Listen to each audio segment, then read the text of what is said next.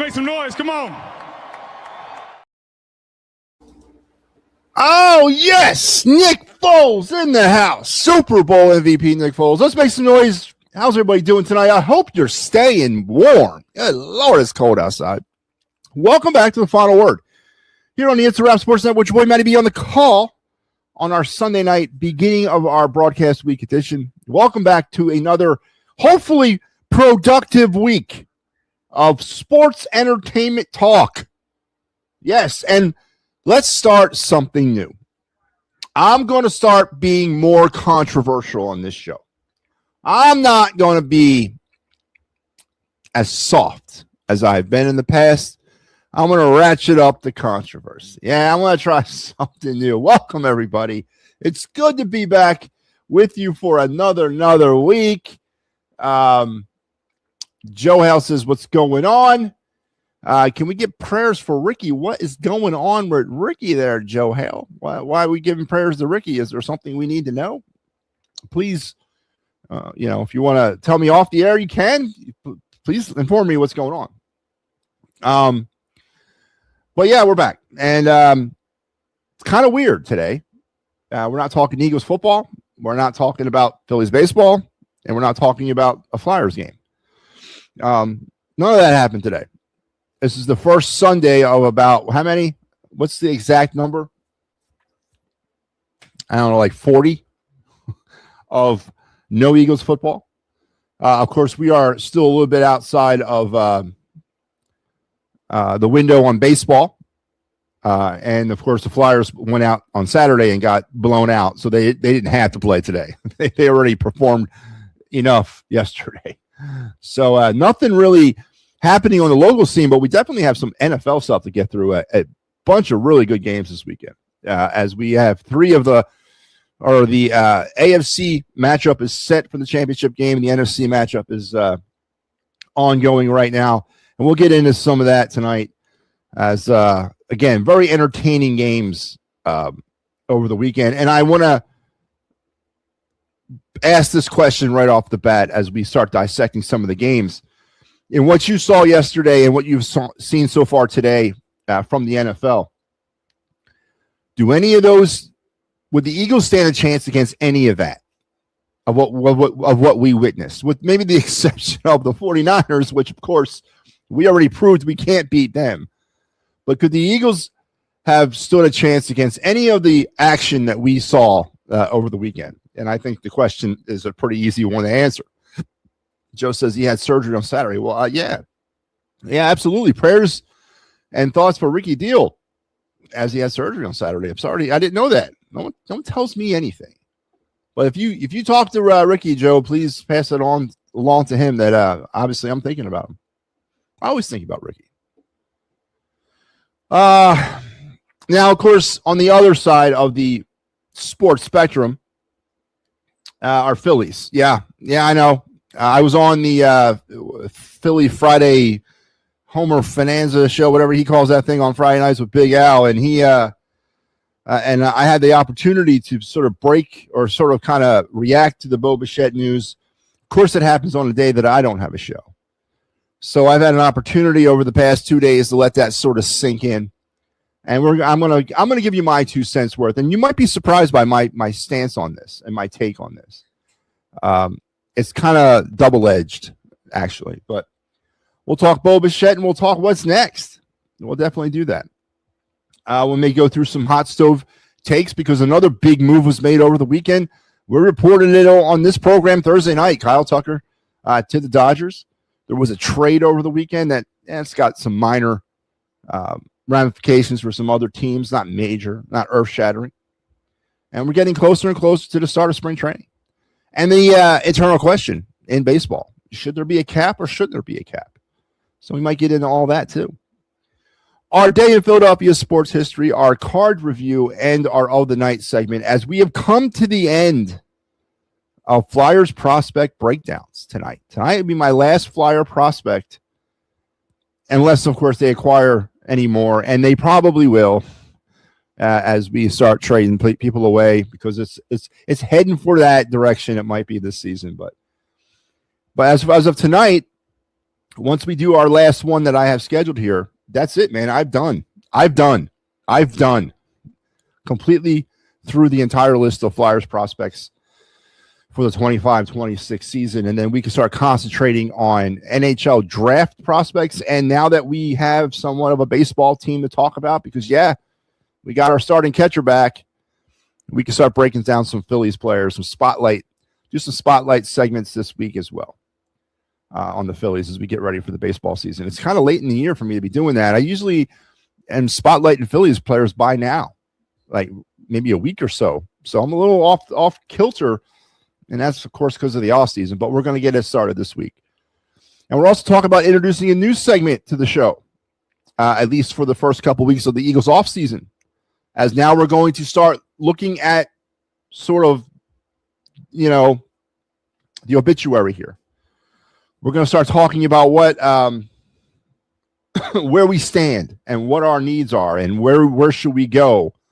We're going to start throwing erroneous grades on things. Who stays, who goes, what were the big storylines of the 2025 Eagles. So we're going to start that segment this week as well. We should have some fun with it. And whatever else is on your mind on this cold-ass Sunday night here in the Delaware Valley, let me remind everybody here that this is our schedule on the network this week. This will become public in the morning. I'm feeling the effects of the Eagles and Steelers seasons both being over, as we have lost like 5 shows because of that. No more Steel City Sunday, no more Birds Flyby, no more Steel City the pre and post game show. That's 2 shows. You got the Birds Flyby is 3.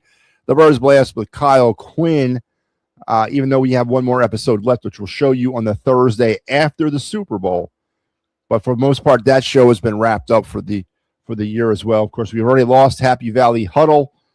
We've lost a lot over these last few weeks as we enter the dead time before the fun time of the spring and summer. So you got to cut the cure, as I always say, and we're moving in that direction. So this is your schedule for the week. Tomorrow, you got the Pittsburgh Sports Tonight program. Monday is Final Word with me and some Flyers Nights postgame. So it'll be a late night duties on the network tomorrow, as I will have you both on the Final Word, and I will have you coming back later on that evening.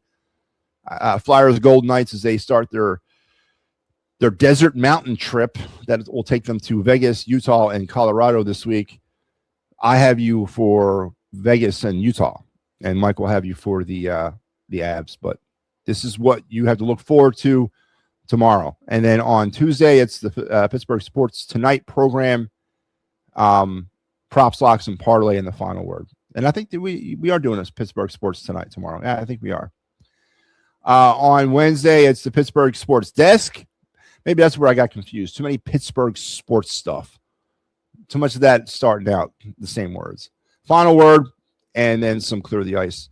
Gridiron Weekly in the Final Word.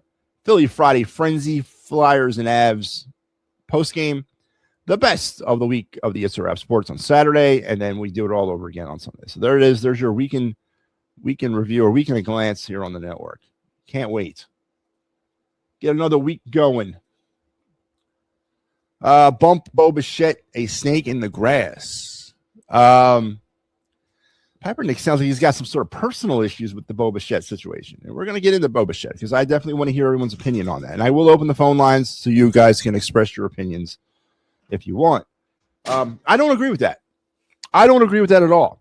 But what allegiance does Bo Bichette have to the Phillies? All right. Bo Bichette has the same allegiance that everybody else does, to include Bryce Harper, Jalen Hurts, all of them. And that is the almighty dollar. And at the end of the day, his agent did what he was supposed to do. Got his client the best deal. 100%. There's no allegiance. There's no honor amongst thieves. Come on. Kaepernick, these days of thinking that players want to go to places because of winning? Come on now. Money trumps trophies. It does. I don't like it either, but it does. Just like this thinking that JT Realmuto was going to take a hometown discount. Kyle Schwarber was going to take a hometown discount to come back here. No. No. If you should be mad at somebody, be mad at JT Realmuto. He was the snake in the grass. He was the one lying in wait, waiting for something like this to happen so he could take advantage of it. Come on, man. I'm not going to play that here. I disagree with that. Bo Bichette did what Bo Bichette wanted to do, and that is got paid. The best deal he possibly could find. Ain't nothing wrong with that. Ain't nothing wrong with that. Now, I'm going to get into all the Bo Bichette stuff. All of it. We're going to recap the timeline. We're going to go through all of that. And then most importantly, we're going to talk about, are we better off? Are we worse? Are we the same? Because I think we've lost sight of some things throughout this whole process. Absolutely think we lost sight. And I know I did. And I'm going to be the first one to admit it. I lost sight. I got sucked into all the hype.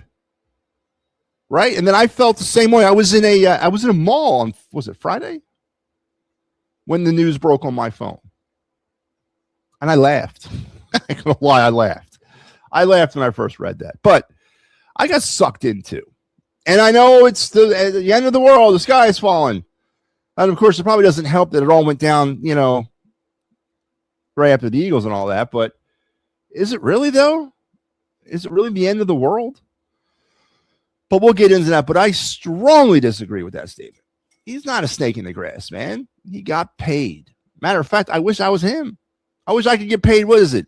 What's he getting paid? $42 million a year? Something like that? $24 million a year? And then I can opt out in any one of the 3 years of the contract that I signed? Absolutely.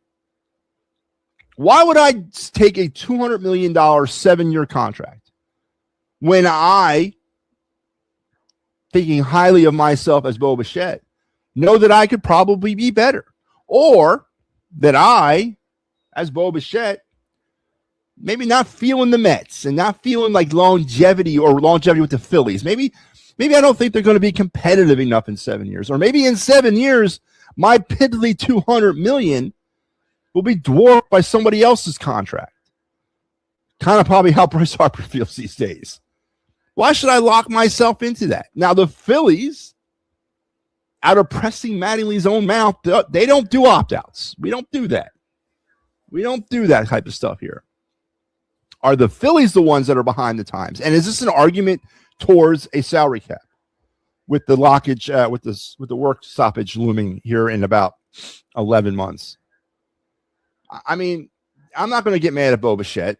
He didn't do nothing to me. Not at all. Matter of fact, I'm jealous of Bo Bichette. Really jealous of him. Oh, man. What's up, Matty? How you doing, Adam? What's going on, man? What is going on? Thank you. Please do. Ricky Dio apparently had surgery on Saturday for everybody out there who's listening. And please send up your thoughts and prayers to him. I don't know what the situation is. But please, Joe, not only send my well wishes along, send everybody's, please. Because I think everybody feels the same way. But all right, let's get into this thing. Let's strap in, strap on, strap it up. Keep your head, hands, and feet inside the car at all times. And let's go with your day in Philadelphia sports history on this day back in 2004. Sorry about that. 2004. This was a day that I'll never forget. The Birds lost their third straight. Count them, 3 straight NFC championship games. This time it was to the Carolina Panthers, 14-3. With running back and safety net Brian Westbrook on the sideline, nursing an injury, Donovan McNabb was picked off 4 times. 3 times by cornerback Ricky Manning Jr.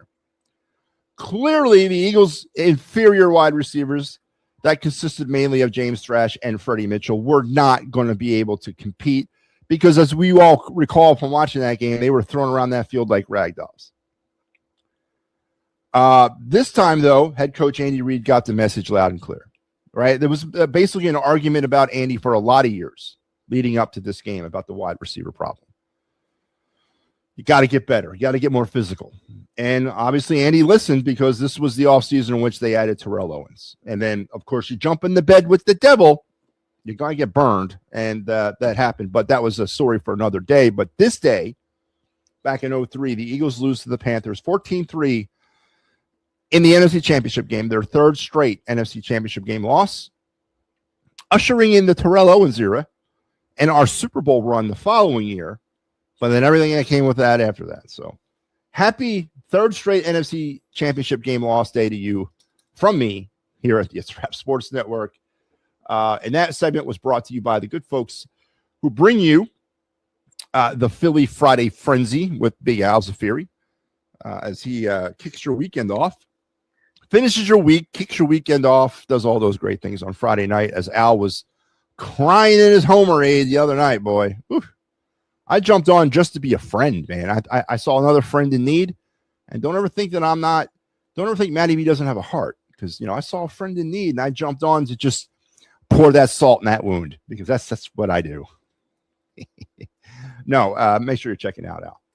So let's get into some baseball. Let's get into some Philly talk. Let's get into some Bo Bichette. Of course, on Friday, the news broke that Bo Bichette had signed a 3-year, was it $42 million?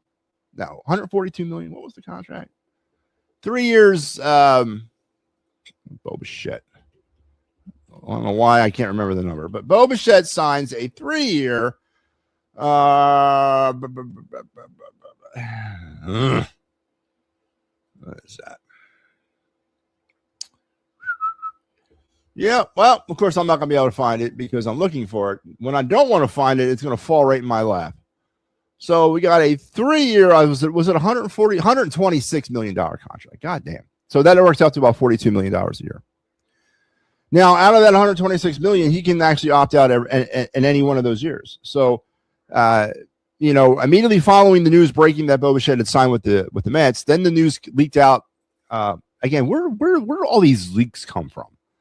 Where's all this? Was this damage control done by the Phillies to immediately leak out that they had a, in principle, 7-year, $200 million agreement on the table that was being, again, I'm not saying that was agreed upon, but it was being thought over by Bo Bichette. And then he balked on that because of the last minute New York Mets coming in fresh off of losing out on Kyle Tucker and just throwing stupid money at Bo Bichette. And a stupid contract. And what do I mean by that is, of course, stupid good.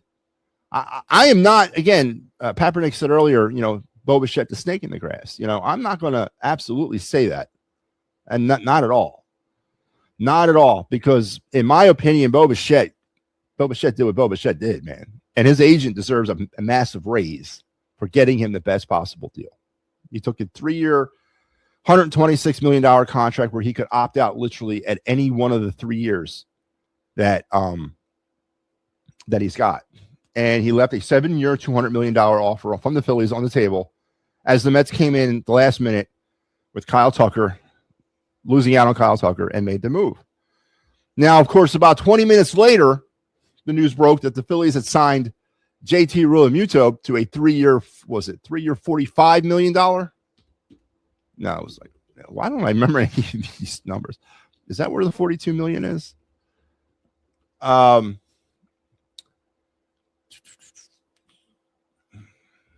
Yeah, 3-year, $45 million contract, essentially giving in to what was probably the sticking point throughout this entire negotiating process with him was the years, right? And I don't think the Phillies wanted to go above 2. JT wanted that 3rd year, and the sides were seemingly like at an impasse for that, right? And that nothing was being done with it as Star Wars chimes in with JT got paid too much. Yeah. From whose point of view? JT got paid great from JT's point of view. We don't think so, because this was a straight panic move by Dave Dombrowski because, oh no, Bo Bichette's gone. We don't have a catcher yet. I got to do something in order to get the dogs off me. And I don't know he's not a stupid man. I don't know what kind of response he thought he was going to elicit from the Phillies fan base when he went immediately after and signed JT to a 3-year, $45 million contract, which in hindsight, honestly, as I sit here, I'm not mad about. I really ain't, because what was the other option? And let's look at this thing from the other point. We signed Bichette. Who's catching for this baseball team next year? And again, I'm going to throw this out at you. I get the semantics and the optics of all this. I understand. It's been a terrible offseason with an obvious theme of running it back, for whatever reason, I think, honestly, not being able to get JT back in the net, which was, I think, their original plan all along.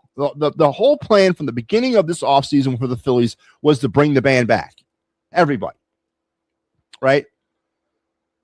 And when the negotiating with Realmuto stalled out, they had to pivot. They had to find some other way because they had to replace that somehow. And that's when the whole Bo Bichette thing kind of got going. And again, I look at this entire offseason as a misconceived plan to once again run this thing back. And then when it didn't work out, they had Dombrowski pivoted. All right, now we're going to go after Bichette, who's now an option because of the situation in Toronto with them signing the Japanese third baseman. This was something to sort of save Dombrowski's ass to go after Bichette because he wasn't prepared to give 3 years of JT. This has been a nightmare, right? A misguided plan that blew up in Dombrowski's face. He pivots after Bichette. That blows up. Then he goes back to his original plan and overpays for the veteran catcher. It's an absolute nightmare. But are they worse off than they were? And I'm honest about that question. I want to remind everybody, let's take a look at this real quick. This was Matty-B's 2026 Phillies conception, right? This is what I was looking at for the Phillies to look like in 2026. You guys remember this graphic from a few months ago? Now, I had 3 key free agent acquisitions in my 2026 Phillies team. Pete Alonso, Kenley Jansen, and Luis Ariz. I never had Bo Bichette come into this baseball team. I don't think any of us had Bo Bichette come into this baseball team. He was never on anybody's radar. It might have been in a passing fancy.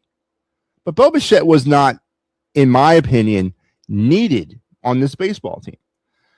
We need to make some changes because, again, going back to my original concept of going heavy with the youth movement, you got Gabriel Raconis Jr. out there in left. You got Justin Crawford patrolling center field. You got a combination of Otto Kemp, Aiden Miller on third, right? You got Painter.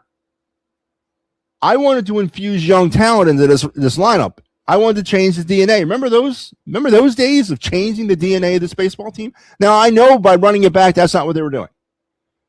But they might have inadvertently set me up because right now, this configuration, with the exception of Harrison Bader and Pete Alonso, of course, and Kenley Jansen, looks a little bit like what it might look like for the Phillies in 2026 when it's all said and done with. Luis Ariz is still out there as a free agent. He is still affordably out there as a free agent. They could do that move and bring him here on a 2 or 3 year deal at 28 years old. A man who doesn't strike out hardly ever, who puts the ball in play, who is a prototypical number 2 hitter in your lineup. And I think he's a righty as well. He's an above average to an elite level defender. I think a career 302 hitter or something like that. He is a guy that could come here and ratchet down the top of that lineup, ratchet down either second base or third, honestly. And he could provide you that DNA change, especially at the top of that lineup. Because a DNA change of having an actual number 2 hitter and not Kyle Schwarber, well, that's a DNA change. And this lineup still seemingly could work. Again, I got Pete Alonso's not coming here.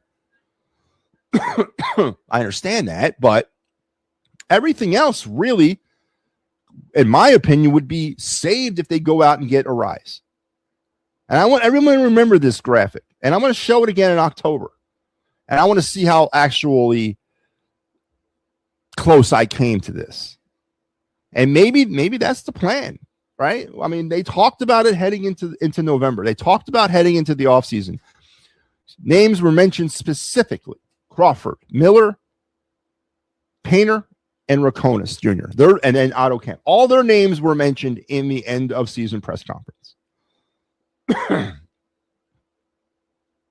So maybe Dave was telling us then there is a youth movement ongoing. And that's what they are going to do. But as we sit here now, really at like danger close to the start of the season, what concerns me about this baseball team is we still don't have Nick Castellanos is still part of this organization. Alec Boehm is still here. Luis Ariz is not. So pivot to Luis Ariz. You get him cheap. You can get him real cheap. You can afford him. I don't want Cody Bellinger here. I don't want that because I'm going to get into why I don't want Cody Bellinger here in a second. First of all, I don't need another center fielder. I don't need a center fielder or first baseman. I don't have room for him in either spot. And I don't need another goddamn power hitter. I don't need that, man. Bo Bichette would have been nice. Power, contact, 2-1. Defense is a little sketchy, especially if you were going to have to move him in the third. But I don't need Cody Bellinger. I don't need him here. And this is my last point about this whole thing. And I want to hear your opinions about it. I'm going to open up the phone lines in about 2 minutes. Bo Bichette, right? So with the fact that Boehm, Stott, Castellanos are still here on this baseball team right now, what was the plan when Bo Bichette got here? Right? I mean, if you're Alec Boehm and you're sitting at home, if you're Bryson Stott sitting in Vegas, wherever the hell you're sitting at, and you know openly the Phillies are going after Bo Bichette, what is that saying about your future with the team? And obviously, probably more of Alec Boehm than anybody else's. I mean, you're literally, your job is at stake here. They're bringing in someone to replace you, and they're hard to bring that person in. Right now, they didn't get him. So what do? You didn't want me, so now I'm going to come to camp, and we're going to be like playing like where everything is fine. That you want me here? I mean, think about it. They've almost backed themselves into a corner with Alec Boehm too. Now, again, I don't know how much of the actual visceral venom that Boehm has taken from the actual organization, but how can Alec Boehm go into 2026 thinking, yeah, this is my home? They don't want me here. They obviously don't want me here. So how can you start the season with Alec Boehm on this roster? You can't. You got to move Boehm. They cannot start the season with Alec Boehm here. They've done too much damage to him. They've literally openly recruited his replacement, and then they've been openly upset now that this replacement did not make it here. So you still got to pivot and get Boehm the hell out of here. Same thing with Castellanos. I know me and Papernick go back and forth on this all the time. But the Phillies literally already signed Castellanos' replacement. Yet he's still here. You cannot go into the season with these two individuals on your baseball team. What kind of cancers are you trying to promote into your locker room if you're going to bring in two guys that you obviously don't want? So there's got to be something else on the way. There's got to be, I think there's at least 3 moves still going to happen to the Phillies between now and the start of the regular season. I'm very, very, very specific about the timeline here. I still think there's 3 more moves coming. The move to get rid of Boehm, the move to get rid of Castellanos, and the move to bring in Luis Ariz. That's my next 3 moves that are going to happen for this team. They're not done. They can't be done. They cannot be done. There's still too many problems with this team. And overall, as we sit here at the middle point of January, or actually getting into the back end of January, are the Phillies today better or worse or the same as they were when they walked off the field in Los Angeles in October? They're the same. They're not worse. They're not better, but they're the same. And obviously that's not good enough. So for all the doom and gloom that I'm hearing out there, they're not making the playoffs. And Papernick's part of that crew. Now they're a third place team, which he might be right about that. But the Phillies are a playoff team. They will be a playoff team in 1996. In 2026, they'll be a playoff team. But that's not good enough. And I understand that. There's nobody here that knows that more than I do. That's not good enough. they're still an 85 to 90, 92 win team, even with the roster, if they had to start the season today. In my opinion, they still are. And that's good enough to get to the playoffs. But they are no closer to winning a world championship. And that's truly what the goal is here. And I know Phillies fans are pissed, and they should be. But as far as Bo Bichette goes, I think we just got suckered into it, man. I think we all did. I think we all got suckered into something that no one was really even paying attention to back in November. No one even thought it was a reality back in November. We were okay with, well, I wouldn't say we were okay with. It was what it was when they re-signed Schwarber. Right? That was the big move. Again, I'm not saying I want to recant that. No one was okay with that. I certainly wasn't. But no one was thinking Bo Bichette. But yet everyone is all pissed off. Wants to run Dombrowski out of town. Rightfully so. I want him out of here too now. Because I think he's starting to panic. And that scares me because, like I told Al on Friday night, a panicky Dave Dombrowski is a scary Dave Dombrowski, because what's the next thing he's going to go after? Say the Phillies hover in that playoff contention, and they will.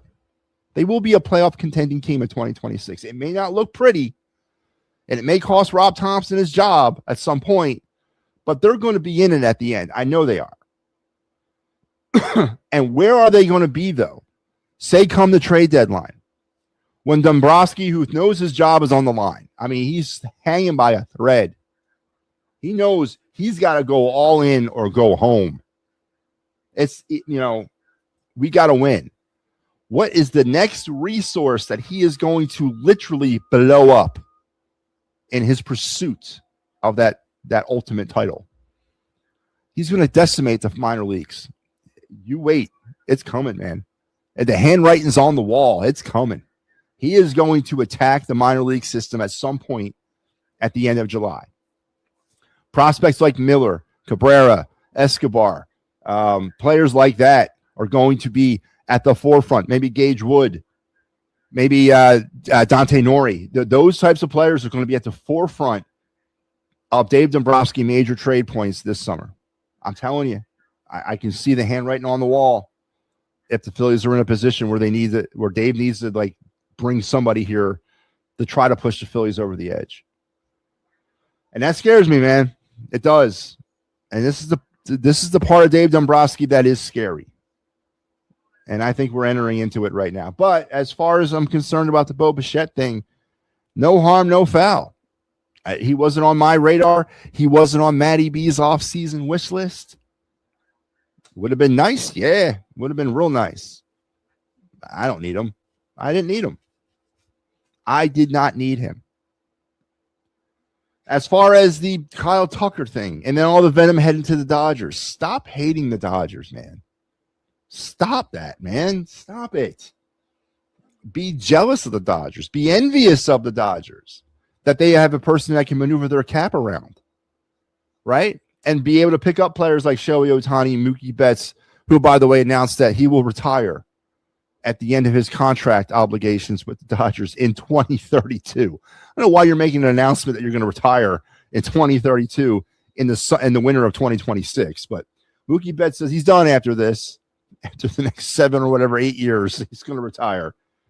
But when you can bring in Betts, when you can bring in Ohtani, when you can bring in Freeman, and you can bring in all these great international players, Yamamoto and Sasaki and all those guys, don't get mad that they brought in friggin' Kyle Tucker. No, man, they know what they're doing. And I've been hearing a lot of this. The Dodgers are buying their world championships. Well, guess what, man? They ain't the first to try this. Remember the 90s with the Yankees? They were doing the same thing, right? Don't bitch about it. Rise above and beat them. Such a defeatist loser attitude. Yeah, you should be envious of the Dodgers. You should be jealous of the Dodgers. Should hate them because they're good, not because of how they've gotten good. All right, I don't care. I don't care how they've gotten their players. Right? Beat them. Friggin' beat them. Show them that they were wrong on the field. Who gives a damn about Ohtani's? Listen, I know the Ohtani thing. the gambling and all that. I don't know what's going on there. I'm sure he's not innocent, right? But don't be jealous of him, man. Don't hate them because of it. Just be jealous of them and beat them. So Kyle Tucker to the Dodgers, Bo Bichette to the Mets. And as far as the Mets go, the Mets can have all the hitting in the world, but they still don't got no damn pitching. And, whatever. Bo Bichette will do fine with the Mets. And we'll, of course, have a front row seat to it in our divisional matchups. Yeah. And I know he's going to get booed, and it's going to be a big story. Again, why? Why? Because we're so butthurt that he didn't choose us over the Mets? Who cares? Who absolutely cares? But there's still work to be done. And there's still players out there that can be plucked for reasonable prices. Suarez from Seattle, he's out there. Now, he's more of a power hitter. I don't really want one of those. I'm telling you, Luis Ariz, the secret is with Luis Ariz, the free agent second / shortstop / third baseman from the San Diego Padres. Bring him here.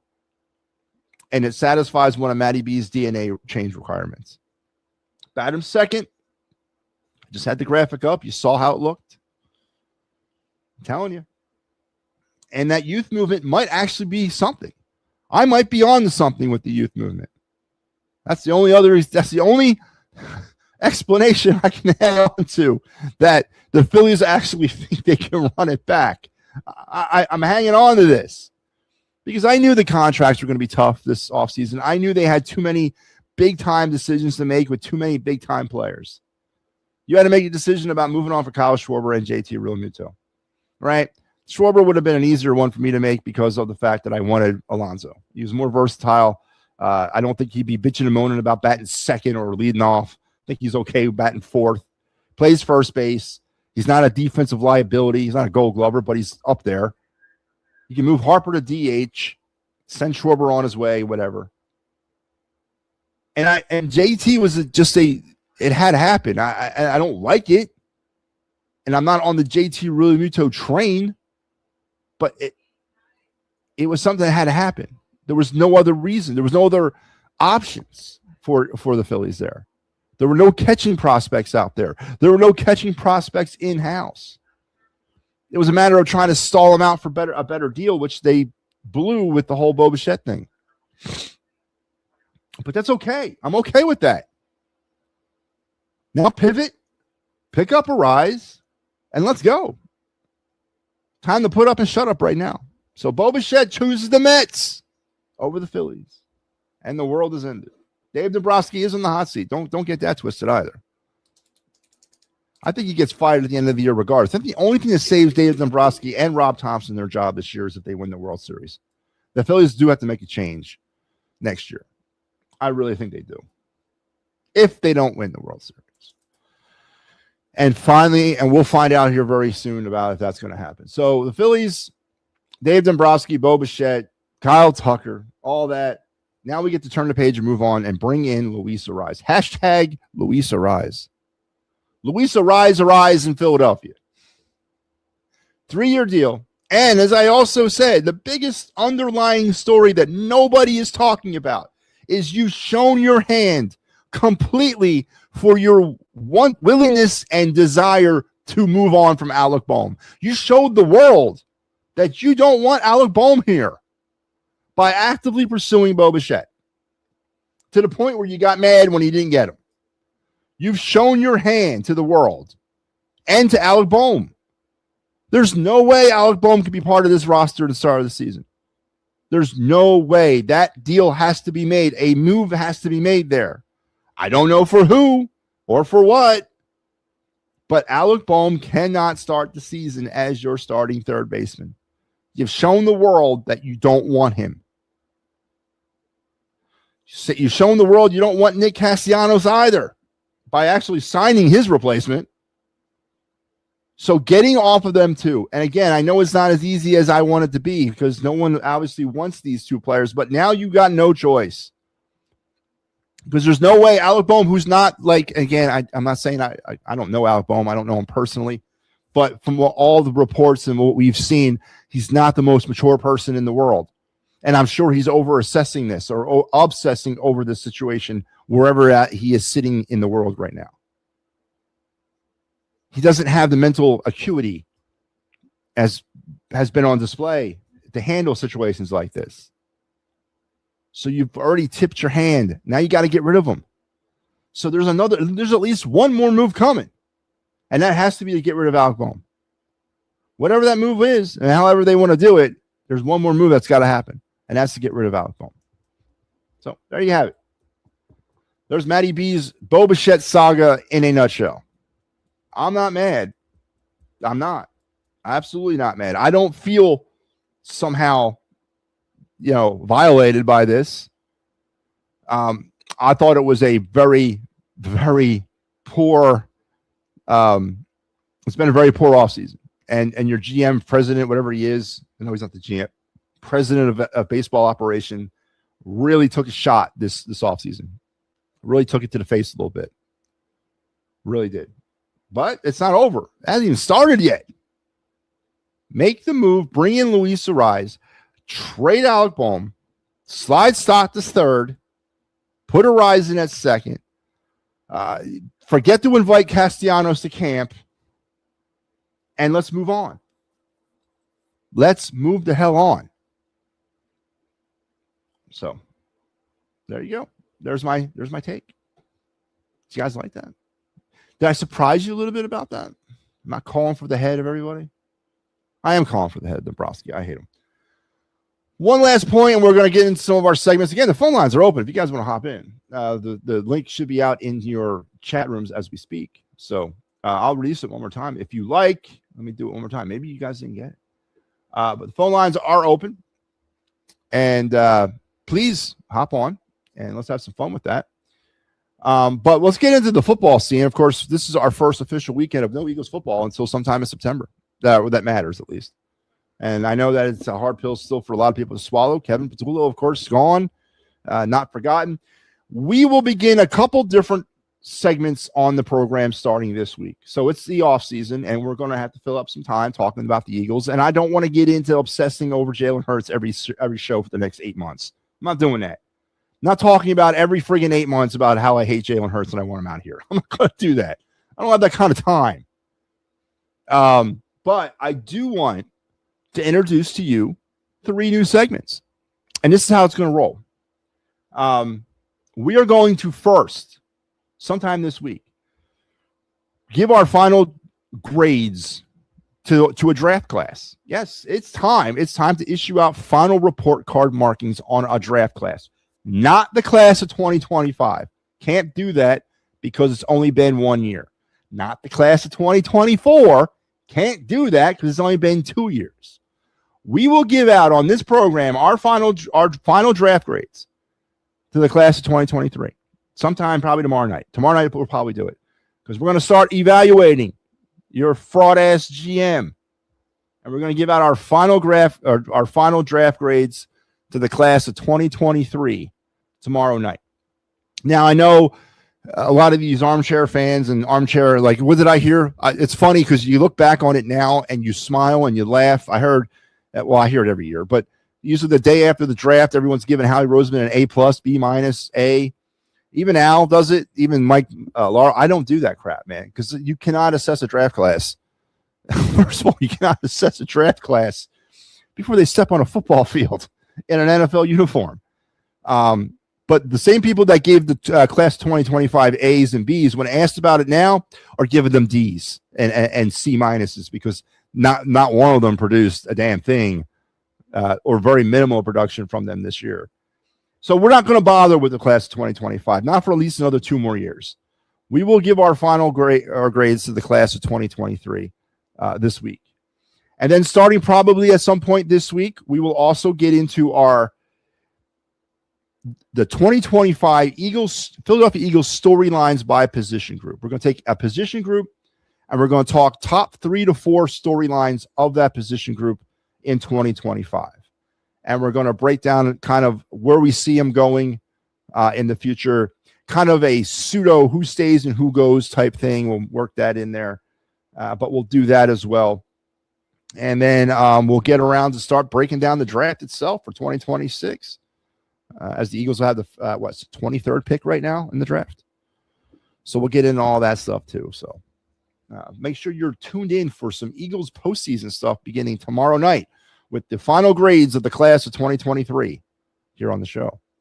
What are you doing, Ryan? I wanted Rise and Bichette. Would have traded Stott and Marsh if we got Bichette. Yeah, well, I don't remember you saying that. I don't remember hearing the words Bichette out of your mouth. I'm not saying you didn't want him, and I'm not. Again, I'm coming at this from my own perspective. I honestly had no. I mean, was Bichette on my mind? Would he been nice? Absolutely. But he wasn't somebody I was banking on. I wasn't building my offseason around Bo Bichette. I wasn't. And I honestly think there's still time to save it, man. There's still time. The Rise is out there. And I like to comp Luis Rise to sort of a younger version of Gene Segura, who's in his prime. That version of Gene Segura, not the one. And actually, the last Gene Segura we got was a pretty good version of him that final year in 23 or 22 with that huge ass hit against the Cardinals in game 1 of the NL wild card that saved the season. All right. But that's kind of the comp I give Luis Rise, a younger in his prime of his career version of Gene Segura. And I want that kind of player back here. He'll fit perfectly on top of our lineup. And I really think he's a DNA changer. And I've wanted him from the very beginning. Rewind the tape. And he's still there. They can still make that happen. And reluctantly put Harper back in right field if we got Bichette and a Rise. That would never happen. You know that as well as I do, Ryan Swope, that the Phillies would never have done that. Because Harper wouldn't have done it. Harper would not have done anything. He would not have wanted to go out in right field. And you know Rob Thompson was going to be like, okay, Bryce, I'll tell you what, I'll play right field. You manage, I'll play right field. Okay? And Harper would have been like, get your ass out in right field, you boob. I mean, it wouldn't have worked, right? Harper's not going back out in the right field at all. So that wouldn't happen. Now, of course, that was on my list too. As this got closer, and I started to believe that Bichette was going to be a Philly. I'm like, okay, where the hell do we put him? So I'm going to move him. I'm going to move him to second. Put Stott at third. Send Bohm to Jupiter, and then what am I going to do? Well, if we can't offload Bohm, then what do I do? I heard somebody, was it you, Papernick, talking about putting Bichette in center field or left field? I mean, I would have done it too. But that would have been interesting. Polanco, there you go. A younger in their prime version of Placido Polanco. Yeah. No, I agree with you. Right, Papernick? Nope, I didn't say center field. I said left or right field. You did say and that, Baum right? would have to go. And Baum would go to first. Yeah, that's right. And I'm sure it might have worked. But you want to know what? I'm just getting on now, so I don't know what was really being said all night. But I'm going to say this: I would have loved to have Pete Alonso and then Bichette do that to us. That would have intensified the rivalry 20 times more. That's a good point. That's an extremely good point. And of course, well, we don't know that because we decided to go after Kyle Schwarber. But no, it's a very good point. That's a very good point. Yeah, but he's a snake in the grass, that guy. I get it. Don't get me wrong. But what he should have done was at least counter back to the Phillies and said, this is what we're getting. Do you just want to go or no? He just, I'll sign it. He did the Andrew McCutcheon. Did you see the contract he offered me? I don't know if that's what happened. I mean, I don't know if there was a back and forth at all. And again, I'm not speaking pro or against. It's just that, listen, are the Phillies antiquated about this? Are they out of date by not offering opt-outs? I mean, this is 2025 and 7 years, $200 million, take it or leave it. It sounds like a lot, but ask Bryce Harper if he regrets signing that contract 8 years ago. Yeah, but the thing is with Bichette, what's he, 26? 27. He's in that. Yeah. Okay. Well, 7. It ain't that bad. 27 ain't that. 7 years ain't that bad. I mean, but I'm sure if himself into $200 million, he could have maybe made more or less, but he's taking a gamble on himself. You know. Sure. Well, listen, he's going to New York. Number one, he's getting 42, and then he's going to make another 20, 30 off the book. Outside of there, and just endorsements just for being in New York. Yep. And then he can walk away after year one. Oh, he can? I didn't know that. He's got opt-outs. He's got an opt-out clause in every one of the 3 years. Oh, yeah. You know what? Yeah, he took them for the money. 42 million. A lot more going on there, man. I didn't know all that now. Yeah, he's got an opt-out for all 3 years. All right. This has nothing to do with Eagles or Phillies. Well, I shouldn't say afterwards, but who in the hell told C.J. Stroud to throw the ball 47 times today? D'Amico Ryans in the snow. I mean, I don't know. I mean, that was a terrible game. Stroud turtled up, man. So that was he was shaking, rattled. They should have made a move, man. Put in the backup. His eyes, he looked vacant. They lost him, man, at some point in that game. Well, there you go. Howie's got a fish on the hook. They need a big time wide receiver out there. There you go. There you go. There it is.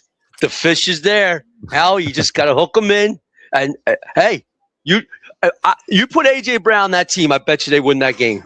I bet you they do. Yeah, I bet you they do. I do have to ask you this, Papernick. I thought about you last night when this went down in the Buffalo game. Was that a catch or was that an interception? That was a catch. That was a catch all the way. That was a catch. Absolutely. That was a catch. But you want to know what? The Bills choked. This was their year to get to the Super Bowl. No Kansas City, no kryptonite, and they still couldn't do it. Everybody said Jalen had to put on his Superman cape. Well, Josh didn't put on his Superman cape last night, throwing 3-4 interceptions, a couple fumbles. I mean, if that was Jalen Hurts, he would have got crushed today. Oh, yeah. Oh, yeah. Yeah. He would have got crushed. If I'm Josh Allen's got to go to them saying, you got a new stadium. You go get me A.J. Brown, whatever wide receivers are available. If not, trade me. Yeah. That's what he has to say to them. Trade Buffalo me. Burn last night? Did they burn the city down? No, I'm not close to them, but I hope they did. You know what? What was that? Have you heard what the fan reaction was out of Buffalo? I mean, I've heard some. It's it's just disappointment. I haven't got out yet to rip on any other fans because I am going to lay the wrath of Mike on them when I'm done. When I get to the bar next weekend, they all see me. Because that night that they played the Eagles, I was out. I was hoping they lost the game, the Eagles, because I was going to look at every Buffalo Bill fan, tell them to go outside and have your parade now, because that's the only parade you're having. There ain't going to be one in February. Well, you're right about that. I'll tell you, the Bills have next year to get it, because I don't think the Chiefs are going to be in the playoffs next year, because I don't think Pat Mahomes is going to play. If they're smart, Pat Mahomes don't play at all next year. I don't think he is. They're going to gear up for the year afterwards. So the Bills have a window, a very small window to get back there. But, I don't feel no sympathy for the Bills. I don't feel no sympathy for the 49ers and the whining them fans did a couple years ago because they said we had an easy schedule. Well, when we went to the Super Bowl loss, well, it was because we had the schedule from the year before when we weren't that good. I mean, hey.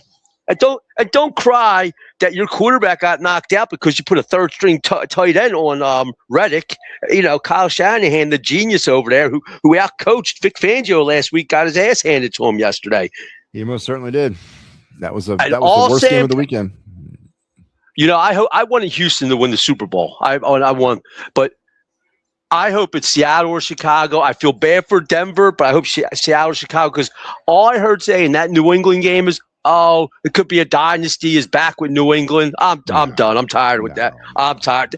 Joe Buck and Troy Aikman were saying how they're back, and I'm like, this is horrible. Like I look. I had to live for 20 years of the ESPN and Aaron Rodgers documentary every Sunday and Monday night when he was on.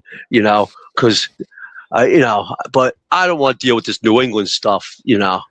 I don't think it's a dynasty. Drake May is a good quarterback, and they got a good young team. But this has been a wonky season, and I don't know if this is what the NFL is now with the parity. I don't know if this is the norm or just was the way it just broke this year. I don't think the Chiefs are done. I don't think the Bills are done. They're going to break through. The Bills are going to break through. Joe Burrow's coming back. They're going to put an offense around him eventually. Things are going to regulate, I think, next year, and I really do believe that. Yeah, but Joe Burrow is the only quarterback in the last 5 years to beat Pat Mahomes in a playoff game and the Chiefs. Now, to go back to what you were saying just a second ago, I hope Sam Darnold wins the Super Bowl. You know why? Because all he's done in 2 years is won 28 games. He said he don't show up in big games. Well, they showed up last night. I hope he wins the Super Bowl and shuts everybody up. Yeah. Yeah, it's going to be. Listen, I'm enjoying this sort of weird season as it comes down to an end. I like the teams that are still left. I think next weekend's going to be some good games. And you're right. Bo Nix and breaking the ankle. That's a shame. That's a good young quarterback. But we've seen it firsthand. Backup quarterbacks can do it. So, I mean. No. This guy's this is his 5th game he's going to be playing. Yeah, I know. Ever. and he's never played a playoff game. They are going to get smoked next week. Oh. I'm telling you, if they make the Super Bowl, they're going to get doesn't make a difference. They're done, and I feel bad for that team. I do. I felt bad for Daniel Jones, and I feel bad for that team. Yep. All right, Peppernick. We'll talk you have tomorrow. A good night. Yep. All right. Michael Peppernick, man, dropping some truth again, as he always does. Nina Mullen checks in and says, yes, we are offering Super Bowl squares. If you want a Super Bowl square for only $20, which, of course, this is violating a couple laws. Thanks a lot, babe. But if you want a Super Bowl square, contact Nina Mullen, E6Z. That means easy Nina Mullen. Contact her, and she'll square you away with some Super Bowl squares. Is that what am I supposed to do with this? I didn't know that. But anyway, contact Nina Mullen at E6Z on YouTube. All right, $20 a square. I got me one. Star Wars says the Rams are winning this. What's it now? It's 17-17. Oh, it's over. Man, overtime. Another overtime game. Nick Foles did it. Yes, he did. Wow. Yes. Contact Nina for the Super Bowl squares. $20 a square. All right. Let's transition now. And yes, real quick, the Bears and Rams are in overtime, 17-17. They're capping off an amazing weekend of football. And yes, the Bo Nix situation last night against Buffalo, it was a catch. I agree. That's hard, especially when there's no available booth review. Then they may have to. There may have to be a challenge it put into overtime, at least one. They may have to do that. I mean, come on. I don't necessarily think you should be mad at the officials on this. I think you should be mad at the league. You should have at least one challenge in overtime. You should. Absolutely. Take away something else, but put a challenge in for every team in overtime. I mean, come on. You would have a better – I'm not saying it would have changed anything, but you at least would have had the league review right there, and they could have made an assessment to that. But as far as I'm concerned, I think it was a catch, and I don't think it was an interception. So we had that game. You had the blowout last night between San Francisco and Seattle, and how does that make you Eagle? How does that make Eagle fans feel? Seattle went and took apart the damn 49ers, and Sam Darnold was moving on to the championship game. And then you got the game today, earlier between Houston and New England, that C.J. Stroud, maybe it was the cold, the snow, I don't know, but he got his first taste of high playoff drama and totally turtled up. And then you got the game going on right now, which is coming down to the end here between the Rams and the Bears. This is amazing. I know parity sucks and all the heavy hitters are not there, but this could be something. Is this what the NFL is now? Is like I asked Kaepernick, are we trending towards this type of seasons every year with a parity type situation? Or is this an anomaly where all the big heavy hitters are not involved? But if this is the way it's going to be, then teams like the Eagles and the Chiefs, I mean, they got to be put on notice. You either adapt or die. And but it's been great to see this, and I really think it's going to be a good championship weekend. Whoever makes it through for the NFC, and then of course between the Broncos with Nick Foles starting quarterback now, Stidham, what's his name? He's going to be their starter, and the Patriots and the new Tom Brady, which Drake May is a good quarterback, very good quarterback. Yeah, I ain't ready to give back the Patriot dynasty crap again. No, not yet, not yet. Jose says we're declaring war on the Mets. Bichette was supposed to be our guy. He's going to get drilled. Why? Why are you going to blame? First of all, there's no pitcher out there that's going to drill him. There's no way. They're going to be giving him an attaboy. Come on, man. Those players are going to be like, you're the man. You the man.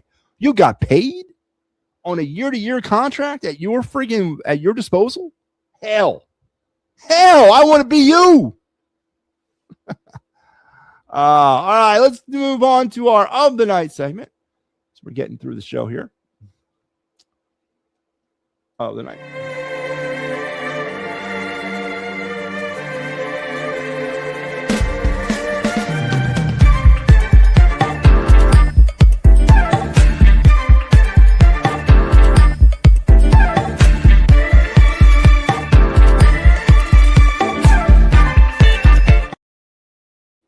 All right. Yes. So tonight, like we talked about at the top of the show, we have come to the end of our Flyers prospects. That's it. Tonight's it. All right, we're going to do one more. He is our final Flyer prospect of the season, unless, of course, the Flyers go out and add any more prospects between now and the end of the season. But we are done. We have reached the end. I've gone through every single Flyer prospect in the organization. Everybody that's under either controlled by the organization or signed as a prospect, I have talked about on this program since October. And tonight, we're going to wrap it up. And yes, breaking the Los Angeles Rams are moving on to face the Seattle Seahawks in the NFC Championship game. So we got Seahawks, Rams, Patriots, Broncos. I think the stage is set for Rams, Patriots, Super Bowl 60. That's my prediction. Rams, Patriots, Super Bowl 60.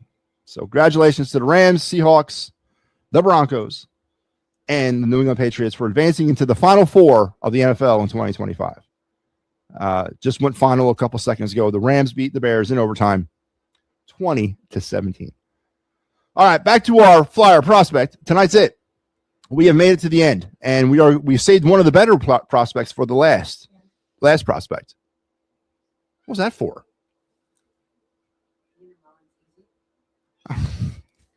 Are you? It's a joke. All right. Anyway, I'm on the air right now. Yes. So that the 20. You want to come up here and tell them? No, you can.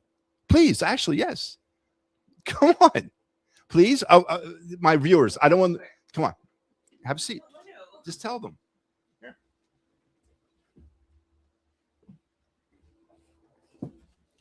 Hi, everybody. Mrs. MattyB here.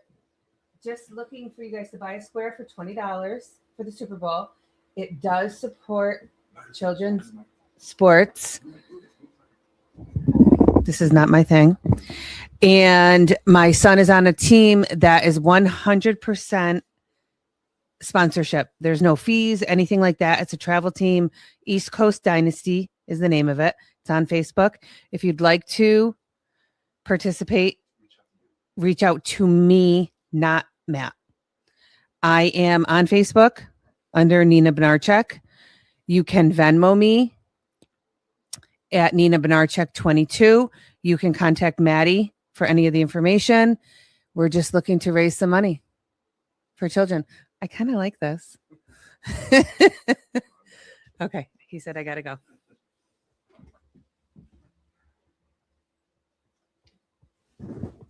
All right, we got that out the way. All right, here we go. Back to what I was talking about. Flyers prospects. Yeah, help us out. I mean, we're youth sports. They're a bear. You guys know that. They're expensive, and there's an opportunity for my stepson to get some higher level baseball competition this summer, and so they're trying to raise money through sponsorship. So help us out. Kaepernick says the Rams win. They do. But all right, back to the Flyer prospect and our final one of the season. Again, unless the Flyers add a prospect between now and then. And we saved one of the better ones for last. And he is definitely the future, or part of the future of this organization, especially these days with our defensive problems, as we sort of are seeing that we have massive problems on our blue line. And that is Mr. Oliver Bonk, who I fully believe, even though this is his first year of professional, hockey after coming up from juniors last season. Oliver Bonk will be wearing will be wearing orange and black at some point in 2025-26. I definitely believe that's going to happen. He is the right-hand defenseman, of course, that unicorn guy that we like. This was when he played with London last year, but of course he's with the Phantoms now. He's 6'2", 179. He was a first-round pick in 2023. It's time.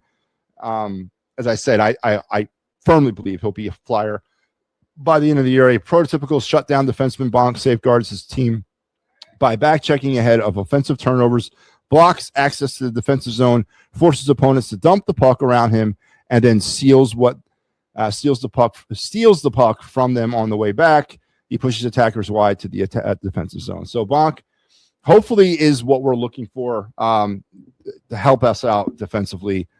The Flyer defense is atrocious right now. There's really nothing with the exception of, and I hate to say this, I mean, right now the biggest hope or the brightest stars on that defensive unit are friggin' Nick Seeler and Jamie Drysdale.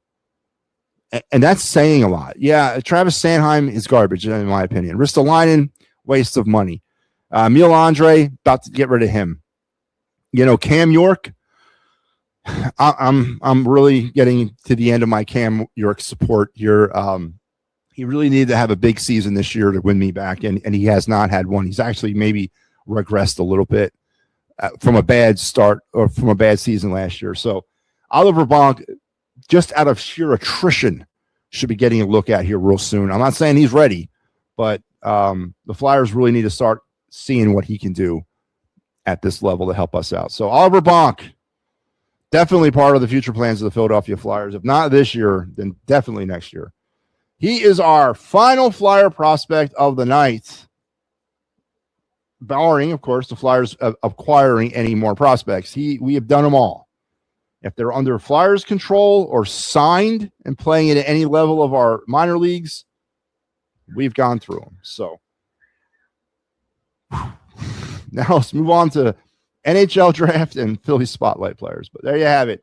Our player of the night, our Flyer prospect of the night, former first-round pick in 2023, Mr. Oliver Bonk. And that segment and the call-in segment and my wife's appearance here on the show were all sponsored and brought to you by, not that, we already did that one. Let's do the AM Philly Sports, or the Philly AM Sports Show with Mike Laro and Big Al Zafiri every Sunday morning, 9 a.m. here on the It's a Wrap Sports Network. If you need to get your day started right, and I mean right, with a good old shot of Homerade, well, look no further than the Philly AM Sports Show, because that's where all homers look to start their day off right. If delusionality is your way, if living in some sort of fantasy land where the it factor rules your judgment, then the Philly AM Sports Show is definitely for you. Every Sunday morning at 9 a.m. here on the It's a Wrap Sports Network, where Big Al and Big Mike will be your big hosts through your Philly Homer morning as they prepare you to be in denial about everything in Philly sports, at least for that day. Don't forget, that is the Philly AM Sports Show every Sunday morning at 9 a.m. here on the It's a Wrap Sports Network. And that's going to bring me to my final segment of the night, my favorite segment of every night. Well, let's go.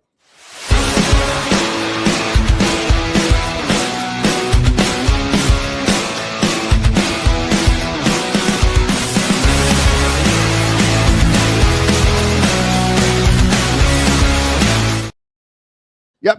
It is the MattyB card review. Having a poker game in here. The card review segment. So last week was a lot of 2025 stuff, and we seem to have been stuck on a couple of types of cards last week. It was the insert, the parallels, the some of the ones that we did.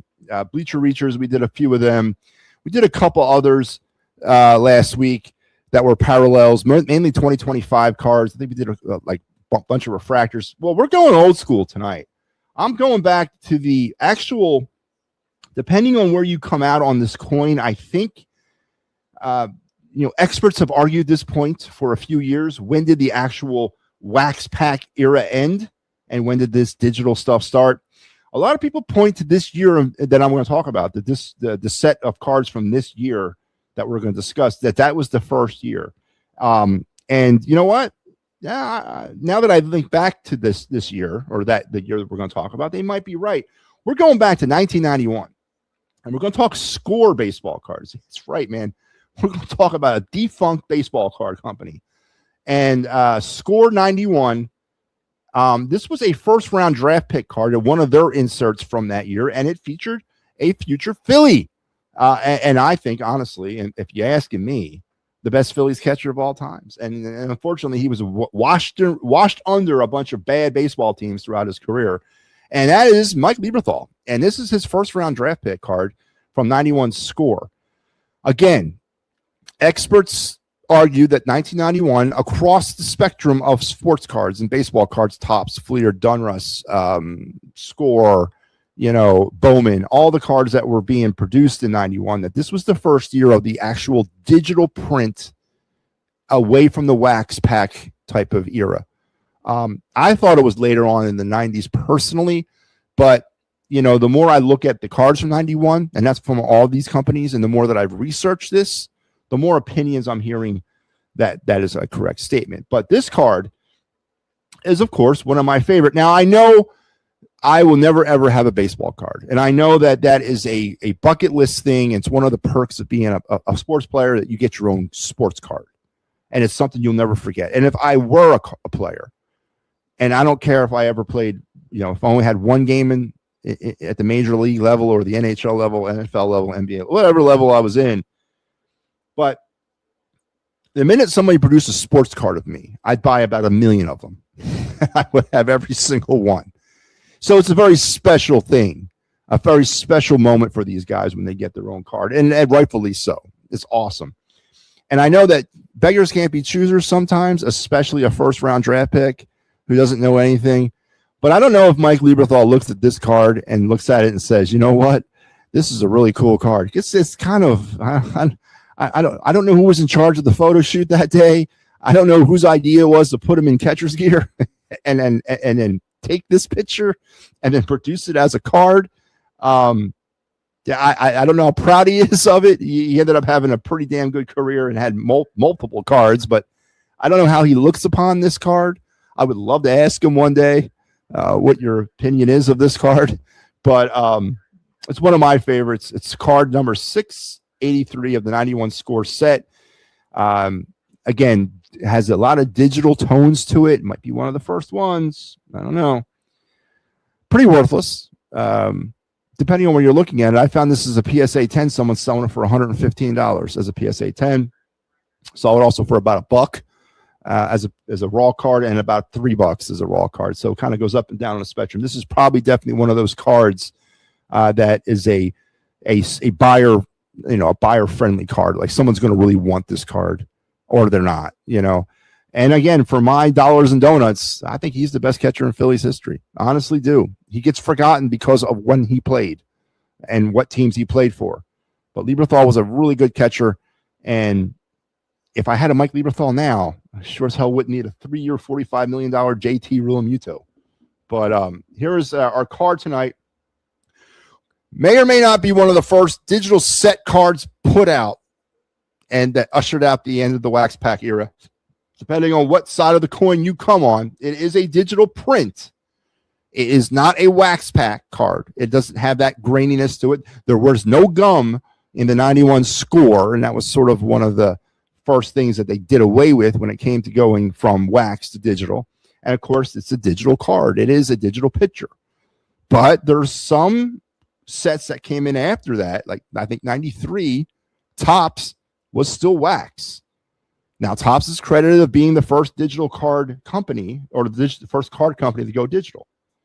So I don't know, but it's a hard argument. Just like the argument about what's Mark McGwire's rookie card. Is it the 87 Topps or is it the 85 USA Baseball? Back and forth about what McGwire's rookie card is, depending on who you talk to. So here we go. Mike Lieberthal's first round draft pick from 91 Score, card number 683.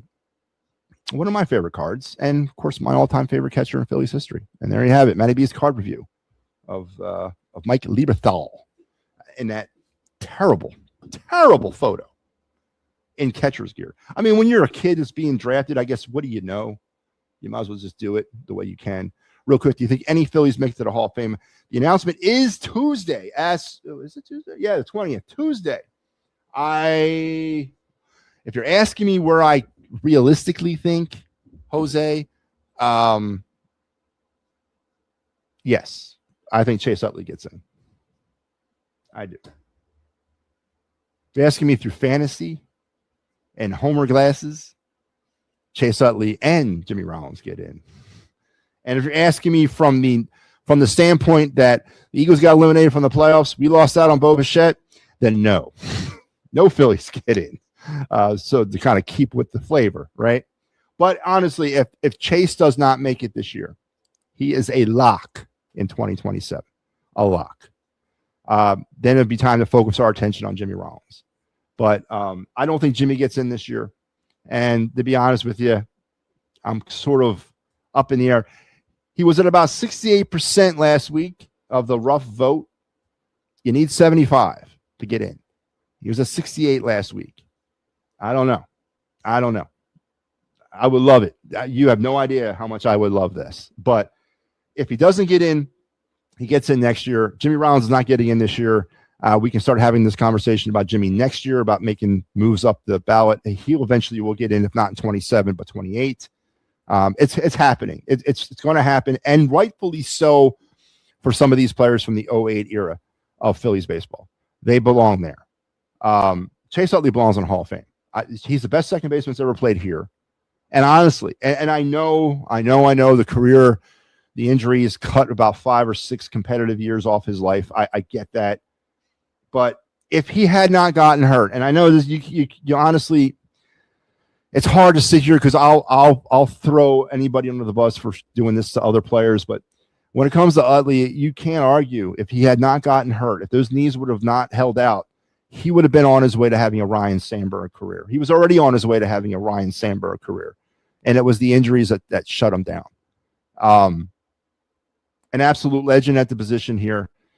It's a travesty that his number's not already retired by the Phillies, that they're waiting on this stupid rule of only retiring numbers of Hall of Famers. It's dumb.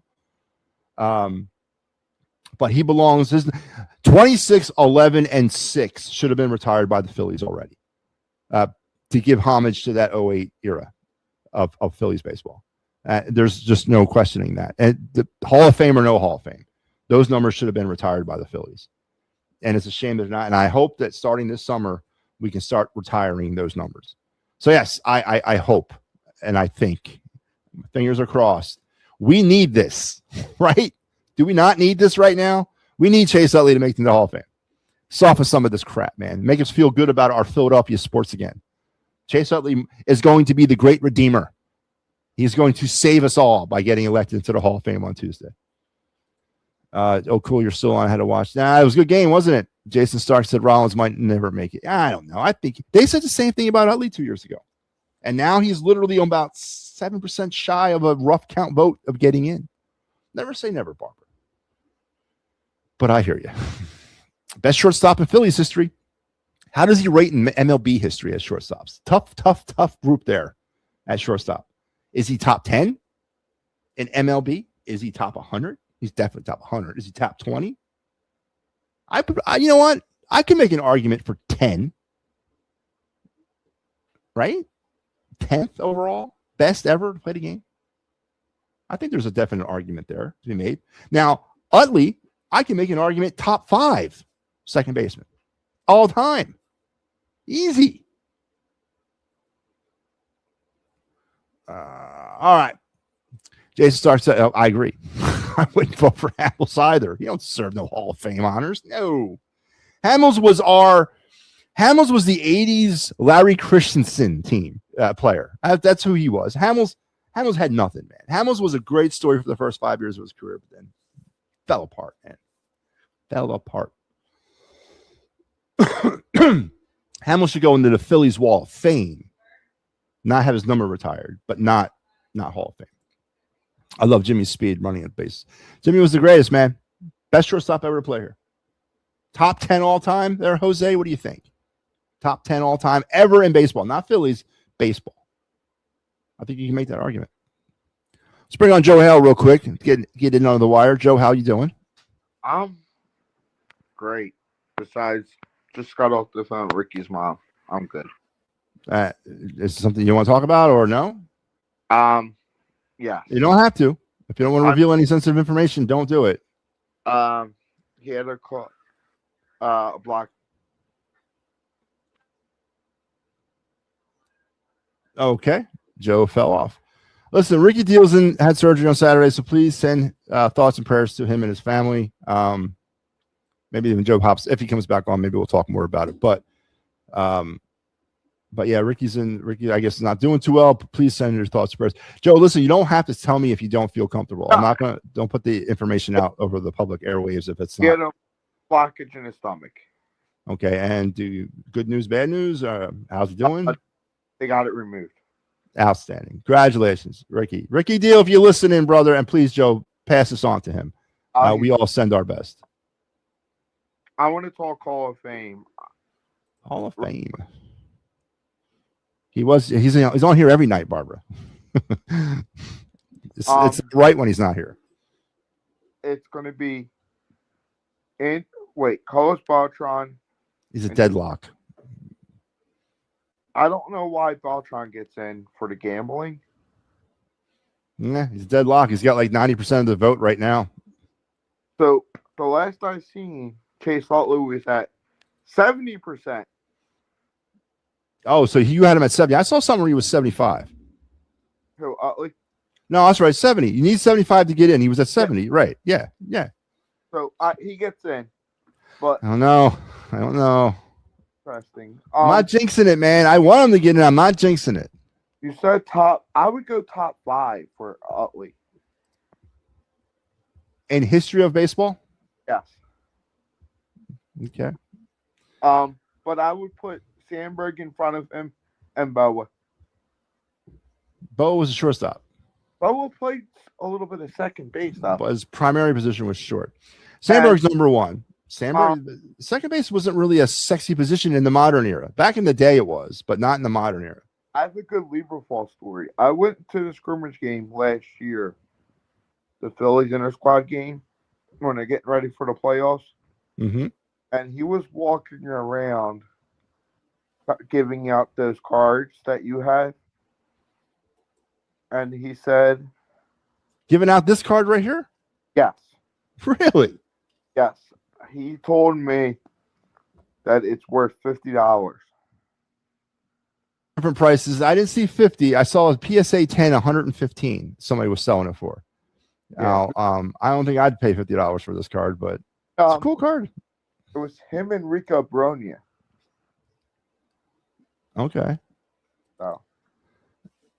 I think it's a cool card, but I mean, it's sort of an embarrassment. Look at that. I don't know why you would pose for this in your full catcher's gear like that. I can see an action shot during a game, but this is a staged. It's kind of weird. It's supposed to be an action shot, and the photograph, they messed it up. So that was taken during a real game? Yeah. He looks like he's about 14 years old in this picture, right? He was young. So Stefanski got the job. Yep, in Atlanta. Harbaugh is going to suck in New York. I don't know. And the Eagles are going to get who? McDaniel. No, it's either McDaniel or Kappa. McDaniel's coming here. I'm telling you. He's going to come here, and he's going to create all kinds of stuff because he's not going to listen to Sirianni, and he's going to clash with Jalen Hurts. So I'm telling you. I read a report that the Giants head coach from last year, well, if he comes, they trade Jalen Hurts and bring in Tua. Yeah. God, why would you do that, man? Ugh. I don't know. Ugh. So. Well, and that's another thing. All this Brian Dable love about bringing him here. He's part of the staff that benched Jalen Hurts in the championship game. You guys do remember that, right? I know I'm not saying he benched him, but he was part of that decision to bench him. I don't know where everyone's all rallying around Brian Dable for. I really don't. I wonder if McDermott gets fired now. I don't think so. I don't. You know what? That game was such a That was a great game last night. It was probably one of the best football games of the season that I've seen. Tell you what one. This game was good too. Yeah, it was. It was a good game. But last night's game was really good. It was fun. And Josh Allen, for all the hate he gets, to turn the football over 5 times and still be in that position to win it says a lot about Josh Allen and not much about the skill level of the Buffalo Bill wide receivers. What do you think of that call in overtime? It was a catch, 100% a catch. No, the interception? It was a catch, 100% a catch. I agree. It was a catch. What really pisses me off is the overtime rule of no challenges, no booth review challenges. Josh Allen's rule. He asked for that. Every coach should have one booth review, one challenge per overtime. There should be one. Maybe they'll do in a new CBA.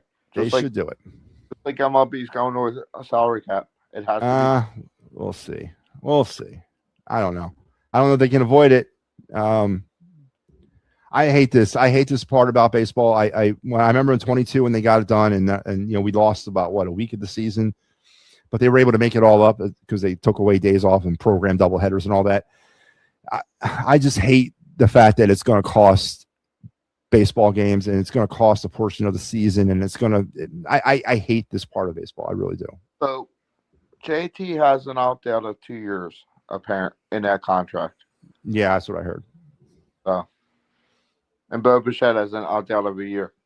Every year of his contract, he has an opt-out. Every single year. So. But, yeah, I mean, listen, I don't know if you heard the rant about Bo Bichette. I would have liked to have had him here. I would, but he was not on my radar. He was not part of my off-season plan. Now, they have an opportunity to still go after Luis Ariz, and they still have an opportunity to bring him here. And you got to get rid of Bohm. You got to get rid of Castellanos. You've already told the world that you don't want Bohm. And Bohm has got maturity problems to begin with, so he can't be here anymore. He has to go. Where does Bellinger go? Yankees probably back to the Yankees, I would say. They don't want him. They don't want to overpay for him. I don't know about that. But if he doesn't go to the Yankees, he might go to the Mets. I don't know. I don't know. That's all I have. I'll be on tomorrow. All right, good. And let Ricky know if you see him that we all send our love. Okay. Actually, this coming week, I'm going to stop up at the hospital. Well, please tell him that we're all thinking about him, and bring him a computer so he can watch the show. He has his phone. There you go. Oh, Ricky watched the show. They don't get it in a hospital. That's everything. Oh, really? Isn't okay? Well, pass on our good news, our good thoughts and prayers. Good news. I got you. All right, man. All right. Show hell. Barbara checks in with Josh's team isn't very good. I've always root for him. I do too. And all these talk about what's the big Jalen Hurts rally cry that, everyone says that Josh Allen could win with the Eagles because of the team. Yeah, of course he could. Josh Allen will be winning Super Bowls left and right with the Philadelphia Eagles. Left and right. Absolutely. And Jalen Hurts would not be winning with the Buffalo Bills because of the talent of the team. Again, I don't want to. I want to go one show without talking really about Jalen Hurts. But tomorrow, we will begin our offseason plan. Our first step in the offseason of the 2025 Philadelphia Eagles is to provide a final draft grade to the class of 2023. That's right. I don't grade draft classes after one season. I grade them after 3. And now we are officially at the point where we can lay down our final grades on the class of 23 of the Eagles draft. Once we do that, we'll move on to our top storylines by position group of the season. We'll start with the offensive line and work our way around the team. Talk about players and what the top storylines from that position group was, who's coming, who's staying, where do they go, and all that. And then we'll end it all as we start breaking down the 2026 NFL draft for the Eagles. So the offseason is fully underway here on the It's a Wrap Sports Network and on the Final Word, as we'll start turning our attention to 2026. Starting tomorrow when we give out final grades to the Philadelphia Eagle draft class of 23. That should be fun. All right, that's probably going to do it for me tonight. You're right. I agree. Yeah, I think that's an absolute statement. It's a true statement, Barbara, about Jalen Hurts. All right. I want to thank everybody for tuning in. I want to thank my wife for hopping on, showing the skills there of being a broadcaster. And if you are interested in that, just contact her at Nina Benarchek at yahoo.com on Facebook. on Facebook. And she'll get you squared away. All right. Literally get you squared away. All right. We'll see you guys tomorrow. Have a great night. We'll be back tomorrow night. Don't forget, on the network, you have 7:00 Philadelphia or Pittsburgh Sports Desk. Barbara says, hi, Mrs. Matty. Hey. Who was the 23? I think no, was it? Yeah. Class of 23 was not Jalen Carter. Class of 23 was Davis. All right. You know what? We'll give it a little preview of the class of 23. All right. Here we go, Barbara. Here are the players we're going to be talking about tomorrow night.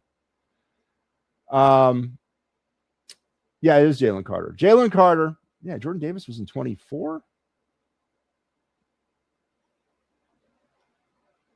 Hey, where's Jordan Davis taken? Jordan Davis was 22. Oh, my God. I'm getting old. Class of 23 was Jalen Carter, Nolan Smith, Tyler Steen, Sidney Brown, Keely Ringo, Tanner McKee, and Moro Ojomo. That is the draft class we'll be providing final grades for tomorrow. Should be fun. Should be fun. And yes, hi, Mrs. Matty. I'll pass that on to her, Barbara. She'd like to hear that. All right. Well, listen, guys, have a great night. We'll talk tomorrow. Enjoy the rest of your night. Please stay warm. It's freezing outside, and we'll see you tomorrow night.